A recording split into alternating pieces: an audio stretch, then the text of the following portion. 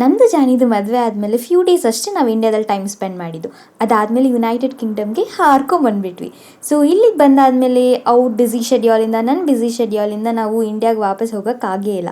Almost 2 years ಆಗ್ತಾ ಬಂತು. Of course family ಫ್ರೆಂಡ್ಸ್ನ ಯಾವಾಗ ಮೀಟ್ ಮಾಡ್ತೀವಿ ಅನ್ನೋ ಕ್ಯೂರಿಯಾಸಿಟಿ ಇದ್ದೇ ಇರುತ್ತಲ್ವಾ. ಸೊ ಇವತ್ತು ಆ ದಿನ ಬಂದೇ ಬಿಟ್ಟು. ಅಂತೂ ಇಂತೂ ಇಂಗ್ಲೆಂಡ್ನ ಬಿಟ್ಟು ನಾವು ವಾಪಸ್ ನಮ್ಮ ದೇಶಕ್ಕೆ ಹೋಗ್ತಾ ಇದ್ದೀವಿ. ಈ ಜರ್ನಿ ಹೇಗಿತ್ತು ಅಂತ ನಾನು ನಿಮಗೆ ಈ ವ್ಲಾಗಲ್ಲಿ ತಿಳಿಸ್ಕೊಡ್ತೀನಿ. Come on, let's start the vlog.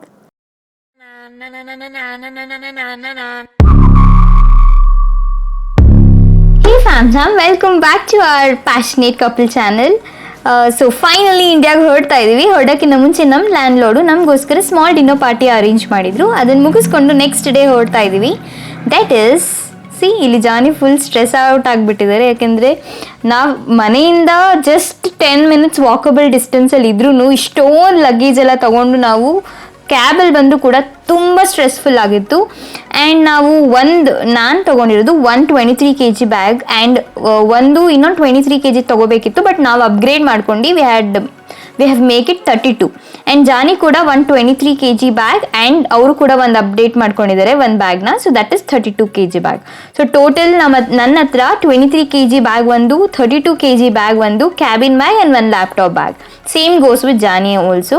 23 kg bag ಒಂದು ಅವ್ರ ಹತ್ರ, 32 kg ಅಪ್ಗ್ರೇಡೆಡ್ ಬ್ಯಾಗ್ ಒಂದು, ಆಮೇಲೆ ಕ್ಯಾಬಿನ್ ಬ್ಯಾಗ್ ಆ್ಯಂಡ್ ಒಂದು ಲ್ಯಾಪ್ಟಾಪ್ ಬ್ಯಾಗ್. ಸೊ ಇಷ್ಟನ್ನು ತಗೊಂಡು oh my god, railway station ಅಂದರೆ ಏನು ಅದು ಟ್ರೈನ್ ಹತ್ತೋದು ಇಳಿಯೋದು ನಾವಿಬ್ಬರೇ ಮಾಡೋಕ್ಕೆ ತುಂಬ ಕಷ್ಟ ಆಯಿತು. ಬಟ್ ಇಟ್ಸ್ ಓಕೆ, ಏನು ಮಾಡೋದು. ಸೊ ದೇಶ ಟ್ರಾವೆಲ್ ಮಾಡಬೇಕಾದ್ರೆ ಈ ಥರ ಒಂದು ಪ್ರಾಬ್ಲಮ್ಸ್ ಅಂತೂ ಇದ್ದೇ ಇರುತ್ತೆ. ಎನಿವೇಸ್ ಲೆಟ್ಸ್ ಗೋ ನಾವು. ಸೊ ನಾವು ನಮ್ಮ ರೈಲ್ವೆ ಸ್ಟೇಷನ್ ಅಂದರೆ ಯಾರ್ಕಿಂದ ಲಂಡನ್ಗೆ ಬರೋ ಅಷ್ಟರಲ್ಲಿ ಆಲ್ಮೋಸ್ಟ್ 2.5 hours ಆಯಿತು. ಸೊ ನಾವು ಯಾರ್ ಇನ್ ಲಂಡನ್. ಸೊ ಲಂಡನ್ನಲ್ಲಿ ಕಿಂಗ್ಸ್ ಕ್ರಾಸಲ್ಲಿ ಇಟ್ಕೊಂಡಿದ್ದೀವಿ. ಸೊ ಕಿಂಗ್ಸ್ ಕ್ರಾಸ್ ರೈಲ್ವೆ ಸ್ಟೇಷನಿಂದ ನಾವು ಆ್ಯಕ್ಚುಲ್ ಸ್ವಲ್ಪ ಮೆಟ್ರೋದಲ್ಲಿ ಹೋದರೆ ನಮಗೆ ಏರ್ಪೋರ್ಟ್ ಸಿಗುತ್ತೆ ಇನ್ಸೈಡಲ್ಲೇ.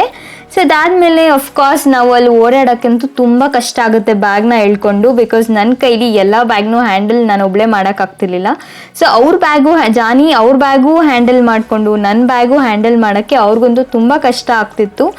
ಬಟ್ ಏನು ಮಾಡೋದು, ಎಲ್ಲೆಲ್ಲಿ ಸಿಗುತ್ತೋ ಅಲ್ಲಲ್ಲಿ ಟ್ರಾಲಿನ ಹುಡುಕಿ ಅದಕ್ಕೆಲ್ಲ ಲಗೇಜ್ ತುಂಬಿ. ಸೊ ಅಂತೂ ಇಂತೂ ಹಿಂಗೋ ಕಷ್ಟಪಟ್ಟು ಚೆಕ್-ಇನ್ ಮಾಡೋಕ್ಕೆ ಬಂದೇ ಬಿಟ್ವಿ. ಚೆಕ್-ಇನ್ ಮಾಡಬೇಕಾದ್ರೆ oh my god, that was huge problem. So ನಾವು ಅಪ್ಗ್ರೇಡ್ ಮಾಡಿದ್ದು ಬರೀ 32 kgಗೆ, ಬಟ್ ನಾವು ಅದಕ್ಕೆಲ್ಲ ಲಗೇಜ್ ಹಾಕಿದ್ದು 34 kg ಆಗಿತ್ತು. ಸೊ ಆಬ್ವಿಯಸ್ಲಿ ನಾವು ಹಾಕಿರೋದೇ ಜಾಸ್ತಿ ಅಂದಮೇಲೆ ಆಬ್ವಿಯಸ್ಲಿ ಅವ್ರು ಸ್ವಲ್ಪ 32 ಎಕ್ಸಾಕ್ಟಾಗಿ ಮಾಡಿ ಅಂತ ಹೇಳ್ತಾರೆ.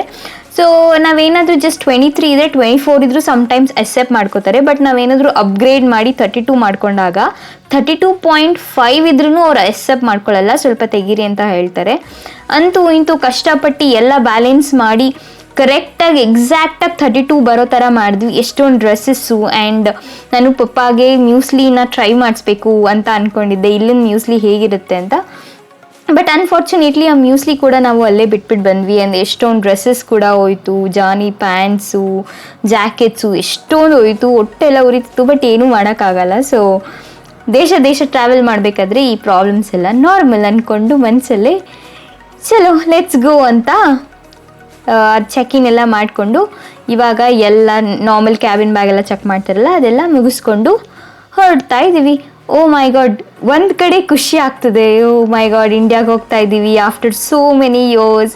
ಎಲ್ಲರೂ ಹೇಗೆ ನಮ್ಮನ್ನ ವೆಲ್ಕಮ್ ಮಾಡ್ತಾರೆ, ಹೆಂಗಿರುತ್ತೆ, ಯಾರ್ಯಾರು ಹೆಂಗೆ ಚೇಂಜ್ ಆಗ್ತಾರೆ ಅಂತ ಒಂದು ಕಡೆ ಅನಿಸಿದ್ರೆ, ಇನ್ನೊಂದು ಕಡೆ ಇಷ್ಟು ದಿನ UK ನಾನಂತೂ ಆಲ್ಮೋಸ್ಟ್ 2 yearsಯಿಂದ ಇದ್ದೆ. ಜಾನಿ ಅಂತೂ ಆಲ್ಮೋಸ್ಟ್ 5 yearsಯಿಂದ ಇಲ್ಲೇ ಇದ್ದರು. ಸೊ ಅಂತೂ ಇಂತೂ ಯುನೈಟೆಡ್ ಕಿಂಗ್ಡಮ್ನೇ ಬಿಟ್ಟು ಹೋಗ್ತಾ ಇದೀವಲ್ಲ ಅಂತ ಒಂದು ಬೇಜಾರಂತೂ ಇದ್ದೇ ಇತ್ತು. ಬಟ್ ಎನಿವೇಸ್ ಫ್ಯಾಮಿಲಿ ನೋಡ್ತಾ ಇದ್ದೀವಿ ಅಂತ ಆಬ್ವಿಯಸ್ಲಿ ಖುಷಿ ಅಂತೂ ಇತ್ತು. So after so many walks so ಅಂತೂ ಇಂತೂ ನಮ್ಮ ಗೇಟ್ನ ತಲುಪಿದ್ವಿ. ಸೊ ಸ್ವಲ್ಪ ಟೈಮ್ ಇತ್ತು, ಅದಕ್ಕೆ ಸ್ವಲ್ಪ ರೆಸ್ಟ್ ಮಾಡ್ತಾ ಸ್ವಲ್ಪ ತಿಂಡಿ ತಿಂತ ಹಾಗೆ ಕೂತಿದ್ವಿ. ಸೊ ಫೈನಲ್ ಆಗಿ ಎಂಟ್ರಿಗೆ ಬಿಟ್ಟರು. ಸೊ ಹೋಗ್ತಾ ಇದ್ದೀವಿ ಇವಾಗ. ಸೊ ಆ್ಯಕ್ಚುಲಿ ನಮ್ಮದು ಟ್ರಾನ್ಸಿಟ್ ಇದೆ. ಸೊ ಲಂಡನ್ನಿಂದ ಡೆಲ್ಲಿಗೆ ಹೋಗ್ತೀವಿ. ಡೆಲ್ಲಿಯಿಂದ ಅದಾದಮೇಲೆ ಬ್ಯಾಂಗ್ಳೂರು. ನಮಗೆ ಡೈರೆಕ್ಟ್ ಫ್ಲೈಟ್ ಸಿಕ್ಕಿಲ್ಲ. ಸೊ ನಾವು ಟ್ರಾನ್ಸಿಟ್ ಇದೆ ನಮಗೆ ಒಂದು. ಓ ಮೈ ಗಾಡ್, ನಾವು ಟ್ರಾವೆಲ್ ಮಾಡಿದ್ದು ಏರ್ ಇಂಡಿಯಾದಲ್ಲಿ. ಸೊ ನಮಗೆ ಕಾರ್ನರ್ ಸೀಟೆಲ್ಲ ಸಿಕ್ಕಿಲ್ಲ. ಸೊ ಮಧ್ಯ ರೋವಲ್ಲಿ ಕುತ್ಕೊಂಡಿದ್ವಿ. It was very bad. ನನಗಂತೂ ಇಷ್ಟನೇ ಆಗಿಲ್ಲ ಈ ಜರ್ನಿ. ಏನೂ ಮಾಡೋಕ್ಕಾಗಲ್ಲ, ಬಿಕಾಸ್ ನಮ್ದು ಏನು ಟ್ಯಾಬ್ಸ್ ಎಲ್ಲ ಇರುತ್ತಲ್ಲ ಅದೆಲ್ಲ ವರ್ಕೇ ಆಗ್ತಿಲ್ಲ, ಇಯರ್ಫೋನ್ ವರ್ಕ್ ಆಗ್ತಿಲ್ಲ. ಟ್ಯಾಬ್ಸೇ ವರ್ಕ್ ಆಗ್ತಿಲ್ಲ ಅಂದರೆ ಇಯರ್ಫೋನ್ ವರ್ಕ್ ಆದರೂ ವರ್ಕ್ ಆಗಲಿಲ್ಲ ಅಂದರೆ ನೋ ಪ್ರಾಬ್ಲಮ್. ಸೊ ಹೋಗಿದ ತಕ್ಷಣ ಒಂದು ಬ್ರೇಕ್ಫಾಸ್ಟ್ ಕೊಟ್ಟರು, ಅದಾದಮೇಲೆ ಸ್ವಲ್ಪ ಲಂಚ್ ಕೊಟ್ಟರು, ಅದಾದಮೇಲೆ ಮತ್ತೆ ಸ್ನ್ಯಾಕ್ಸ್ ಕೊಟ್ಟರು. ಫುಡ್ ಅಂತೂ ಹೇಳಂಗೆ ಇಲ್ಲ, ಎಲ್ಲ ಚೆನ್ನಾಗಿತ್ತು. I really like the food. So ಎಲ್ಲನೂ ಎಂಜಾಯ್ ಮಾಡಿದ್ವಿ. ಸೊ ಜಾನಿ ಒಂದು ತಗೊಂಡ್ರೆ ನಾನೊಂದು ತಗೋತಾ ಇದ್ದೆ. ಸೊ ಅನ್ಫಾರ್ಚುನೇಟ್ಲಿ ನಮ್ಮ ಟ್ಯಾಬ್ಸ್ ನಮ್ಮದೇ ಅಂತಲ್ಲ, ಇಷ್ಟೊಂದು ಜನ ಟ್ಯಾಬ್ಸ್ ವರ್ಕ್ ಆಗ್ತಿರಲಿಲ್ಲ. ಸೊ ಈ ಥರ ಲಾಂಗ್ ಜರ್ನಿ ಇದ್ದಾಗ ಟ್ಯಾಬ್ಸ್ ವರ್ಕ್ ಆಗೋದು ತುಂಬ ಇಂಪಾರ್ಟೆಂಟ್. ಬಟ್ ಇದು ನನಗೆ ಫಸ್ಟ್ ಟೈಮ್ ಎಕ್ಸ್ಪೀರಿಯನ್ಸ್ ಆಗ್ತಾ ಇರೋದು, ಫ್ಲೈಟಲ್ಲಿ ಈ ಥರ ಟ್ಯಾಬ್ಸ್ ವರ್ಕ್ ಆಗದೆ ಇರೋದನ್ನ. ಅದಾದಮೇಲೆ ಮತ್ತೆ ಮಾರ್ನಿಂಗ್ ಏನೋ ಸ್ಮಾಲ್ ಬ್ರೇಕ್ಫಾಸ್ಟ್ ಕೊಟ್ಟರು, which was okay.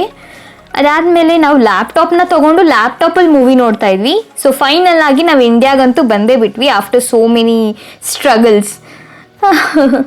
It was not that good experience. Almost ನಾವು ಬಂದಾಗ midnight 2:30 ಆಗಿತ್ತು ಇಂಡಿಯಾಗೆ ರೀಚ್ ಆದಾಗ, ಸೊ ಡೆಲ್ಲಿಗೆ ರೀಚ್ ಆದಾಗ. ಸೊ ಡೆಲ್ಲಿಯಿಂದ ಆಲ್ಮೋಸ್ಟ್ ನಮಗೆ 2 hours ಏನೋ ಟೈಮ್ ಇತ್ತು, ಅಂದರೆ 2 hour ಬ್ರೇಕ್ ಇತ್ತು. ಅಲ್ಲಿ ಡೆಲ್ಲಿಲಿ ಬಂದು ಇಳಿದ ಮೇಲೆ oh my god, that was also huge circus ನಮಗೆ. ಫಸ್ಟು ಅಲ್ಲೆಲ್ಲೋ ಇಳಿಸಿದ್ರು, ಅದಾದಮೇಲೆ ಬಸ್ಸಲ್ಲಿ ಕರ್ಕೊಂಬಂದರು, ಅದಾದಮೇಲೆ ಎಷ್ಟೊಂದು ವಾಕಿಂಗ್ ಇತ್ತು. ಓ ಮೈ ಗಾಡ್, ಅದು ಜೊತೆಗೆ ಲಗೇಜ್ ಕೂಡ. ಅಂದರೆ ಇನ್ ಕೇಸ್ ನಮಗೆ ಡೈರೆಕ್ಟ್ ಫ್ಲೈಟ್ ಇದ್ರೆ ಹೆಂಗೆ ಅಂದರೆ ಒಂದ್ಸಲ ಲಗೇಜ್ ಹಾಕಿದ್ರೆ ಫೈನಲ್ ಡೆಸ್ಟಿನೇಷನಲ್ಲಿ ನಾವು ಅದನ್ನು ತೊಗೋಬೇಕಾಗತ್ತೆ. ಆ್ಯಕ್ಚುಲಿ ನಮಗೆ ಈ ಥರ ಟ್ರಾನ್ಸಿಟ್ ಸಿಕ್ಕಿದ್ರು ಕೂಡ ಸಮ್ಟೈಮ್ಸ್ ಒಂದ್ಸಲ ಲಗೇಜ್ ಎಲ್ಲ ಚೆಕ್ ಇನ್ ಮಾಡಿದ್ರೆ ನಾವು ಫೈನಲ್, ಈವನ್ ದೋ ನಾವು ಟ್ರಾನ್ಸಿಟ್ ಮಾಡಿದ್ರು, ಅಂದರೆ ನಾವು ಬೇರೆ ಪ್ಲೇಸಲ್ಲಿ ಇಳ್ಕೊಂಡ್ರು ನಮ್ಮ ಲಗೇಜ್ ಡೈರೆಕ್ಟ್ ಅಲ್ಲಿಗೆ ಬರ್ತಿತ್ತು. ಬಟ್ ಇದರಲ್ಲಿ ಒಂಥರ ಡಿಫ್ರೆಂಟ್ ಆಗಿತ್ತು. ನಾವು ಡೆಲ್ಲಿಯಲ್ಲಿ ಇಳ್ಕೊಂಡ್ರೆ ಡೆಲ್ಲಿಯಲ್ಲಿ ಕೂಡ ಮತ್ತೆ ಬ್ಯಾಗ್ನೆಲ್ಲ ತೊಗೊಂಡು ಮತ್ತೆ ಅದನ್ನು ಚೆಕ್ ಇನ್ ಮಾಡಿಕೊಂಡು ಆ ಥರ ಪ್ರಾಸೆಸ್ ಇತ್ತು. It was really terrible experience. ನಮಗಂತೂ ಆಲ್ರೆಡಿ ಸುಸ್ತಾಗ್ಬಿಟ್ಟು ಸಾಕಾಗೋಗಿತ್ತು. ಅದರಲ್ಲೂ ಈ ಥರ ಮತ್ತೆ ಚೆಕ್ ಇನ್ ಮಾಡೋದು, ಬ್ಯಾಗ್ನ ಬ್ಯಾಗ್ ಮತ್ತೆ ಅಲ್ಲಿ ಚೆಕ್ ಮಾಡೋದು, ಇಲ್ಲಿ ಚೆಕ್ ಮಾಡೋದು. Oh my god, it was really bad experience. ನನಗಂತೂ ಆಲ್ರೆಡಿ ಸ್ಟ್ರೆಸ್ ಆ್ಯಂಡ್ ಸ್ಟ್ರೇನ್ ಆಗೋಗ್ಬಿಟ್ಟಿತ್ತು. ಎನಿವೇಸ್, ಫ್ಯಾಮಿಲಿನ ಮೀಟ್ ಮಾಡೋಕೆ ಹೋಗ್ತೀವಿ ಅಂತ ಒಂದು ಖುಷಿಗೆ ಅದೆಲ್ಲ ಮರೆತು I was literally enjoying the morning journey ಅಂತ ಹೇಳ್ಬೋದು. ಆಲ್ಮೋಸ್ಟ್ ಮಾರ್ನಿಂಗ್ ಆಗಿತ್ತು ಬ್ಯಾಂಗ್ಳೂರು ರೀಚ್ ಆದಾಗ. ಅಂದರೆ ನಮ್ಮ ಫ್ಲೈಟ್ ಸ್ವಲ್ಪ ಡಿಲೇ ಕೂಡ ಆಯಿತು. ಸೊ ಅದಕ್ಕೆ ನಾವು ಮಾರ್ನಿಂಗ್ 6 o'clock 6:30 ಹಾಗೆ ರೀಚ್ ಆದ್ವಿ ಅನಿಸುತ್ತೆ. It was not that good experience ಅಂತ ನಾನು ನಿಮ್ಗೆ ಹೇಳ್ಬೋದು ಈ ಜರ್ನಿನ. Anyways, let's go. And of course ಇನ್ಮೇಲೆ ಇಂಡಿಯನ್ ವ್ಲಾಗ್, ಇಂಡಿಯಾದಲ್ಲಿ ನಾವು ಏನೇನೆಲ್ಲ ಮಾಡ್ತೀವಿ, ಎಲ್ಲೆಲ್ಲಿ ಹೋಗ್ತೀವಿ, ಸೊ ಈ ಥರದ ವ್ಲಾಗ್ಸ್ ಬರುತ್ತೆ. So stay tuned. ಆಮೇಲೆ ನಾವು ಡೆಲ್ಲಿಯಿಂದ ಏನು ಬ್ಯಾಂಗ್ಳೂರಿಗೆ ಜರ್ನಿ ಮಾಡಿದ್ವಲ್ಲ ಅದರಲ್ಲೂ ಕೂಡ ನಮಗೆ ಸ್ಮಾಲ್ ಕಾಂಪ್ಲಿಮೆಂಟ್ರಿ ಬ್ರೇಕ್ಫಾಸ್ಟ್ ಥರ ಕೊಟ್ಟರು. So obviously that was not too good. Anyways, ನಮ್ಮ ಜರ್ನಿನ ಕಂಟಿನ್ಯೂ ಮಾಡೋಣ. ಆಫ್ಟರ್ ಅ ಲಾಂಗ್ ಟೈಮ್, ಅಂದರೆ ನಾವು ವೆಯ್ಟ್ ಮಾಡಿದಷ್ಟು ನಮಗೆ ಟೈಮ್ ತುಂಬ ನಿಧಾನಕ್ಕೆ ಹೋಗುತ್ತೆ ಅಂತ ಹೇಳ್ತಾರಲ್ಲ, ನನಗೂ ಅದೇ ಫೀಲ್ ಆಗ್ತಿತ್ತು.